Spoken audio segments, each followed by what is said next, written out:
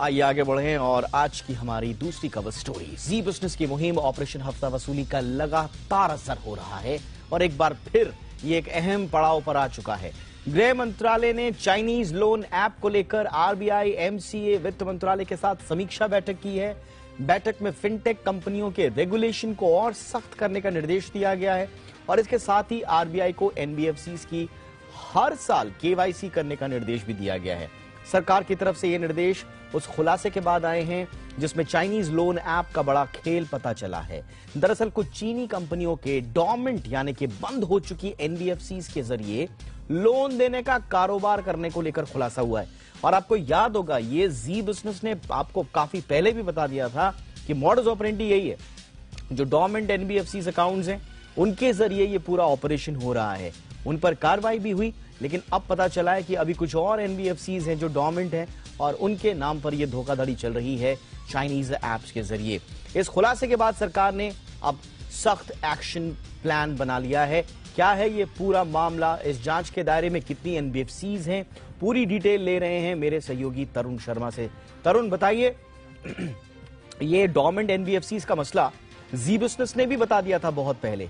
उस वक्त सरकार ने कुछ एनबीएफसीज पर कार्रवाई भी की थी, लेकिन अभी भी ड्रैगन जो है वो एनबीएफसीज के भीतर कहीं छुपा हुआ है।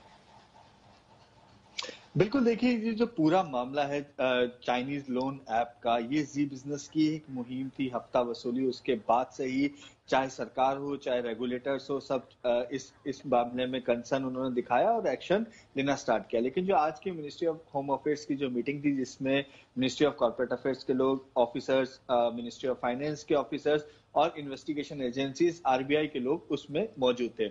इस मीटिंग में साफ तौर से ये निकल कर आया कि कई ऐसी एनबीएफसीज हैं अभी भी जो या तो स्ट्राइक ऑफ जिनको एमसीए ने कर दिया है या डॉर्मेंट है। डॉर्मेंट का मतलब ये हुआ पिछले 2-3 साल से वो अपनी रिटर्न तो फाइल कर रही है लेकिन उसमें कोई कामकाज नहीं हो रहा। तो ऐसी कंपनीज को, ऐसी एनबीएफसीज को चाइनीज लोन ऐप या जो बॉर्डरिंग कंट्रीज के जो लोग हैं जो लोन ऐप का बिजनेस चला रहे हैं, वो इन कंपनीज को आइडेंटिफाई करते हैं और उनको कुछ पैसा दिया जाता है एनबीएफसीज के मालिकों को, और उनका पूरा जो स्ट्रक्चर है उसको यूज करके लोन ऐप चलाया जाता है। तो ऐसा ये एक शॉकिंग था, क्योंकि यदि आपकी कंपनी स्ट्राइक ऑफ हो जाती है तो आइडियली उसके बैंक अकाउंट्स भी फ्रीज हो जाने चाहिए, जो नहीं हो रहे हैं। इसी वजह से मिनिस्ट्री ऑफ होम अफेयर्स ने आरबीआई को कहा कि आप हर साल जो एनबीएफसीज हैं उनकी केवाईसी करिए, जिससे आपको पता लगेगा कि यदि कहीं स्ट्राइक ऑफ है या डॉर्मेंट कंपनियां वापस यदि आपके पास आ रही हैं और केवाईसी पूरा नहीं दे पा रही हैं तो वो बाहर हो जाएंगी। जो हमारे सोर्सेज हैं वो ये बता रहे हैं 5 से 6 हजार कंपनियां अभी भी हैं बाजार में जो डॉर्मेंट है, स्ट्राइक ऑफ हो गई हैं, लेकिन अभी भी लोन ऐप का कारोबार कर रही है। इसके साथ साथ इस मीटिंग में यह भी डिस्कस हुआ कि जो फिनटेक के लिए जो डिस्कशन पेपर आरबीआई लेकर आया है वो काफी हद तक उसमें और सख्ती की जरूरत है। और आने वाले समय में हम देखेंगे कि क्योंकि अभी डिस्कशन पेपर है, कमेंट्स आने हैं, तो ये कमेंट्स के अंदर ये इंक्लूड होगा और फिनटेक जो करना पड़ेगा और एक सख्ती से रेगुलेट करना पड़ेगा, जिससे आम इंसान जो लोन लेता है उसको किसी तरीके की परेशानी ना हो।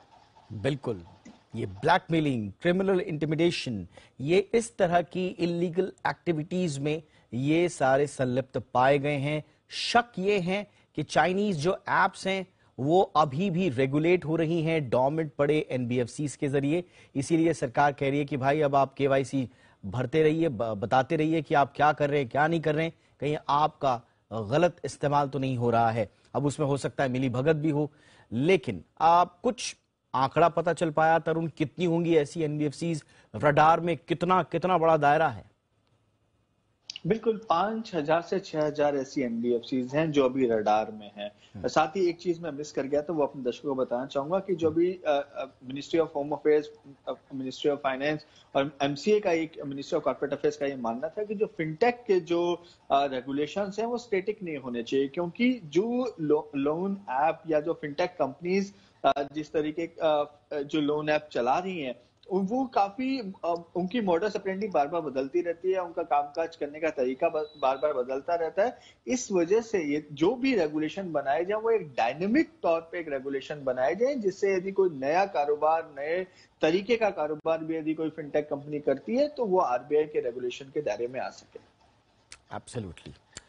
ठीक है तरुण, आगे भी आपसे बातचीत करेंगे, लेकिन फिलहाल इस खबर पर यह बड़ा अपडेट यही है कि अब सरकार ने इन एनबीएफसीज को केवाईसी दाखिल करने के लिए कहा है, ताकि सरकार को भी पता चल पाए कि ये डॉर्मेंट पड़ी हुई जो स्ट्राइक ऑफ हो चुकी एनबीएफसीज हैं, ये एक्चुअल में कर क्या रही हैं, इनका अभी गतिविधियां किस तरह की हैं, और अगर इनकी गतिविधियां संदिग्ध पाई गई, किसी तरह के गैर कानूनी गतिविधियों में ये संलिप्त पाए गए, तो फिर उस पर एक्शन होगा।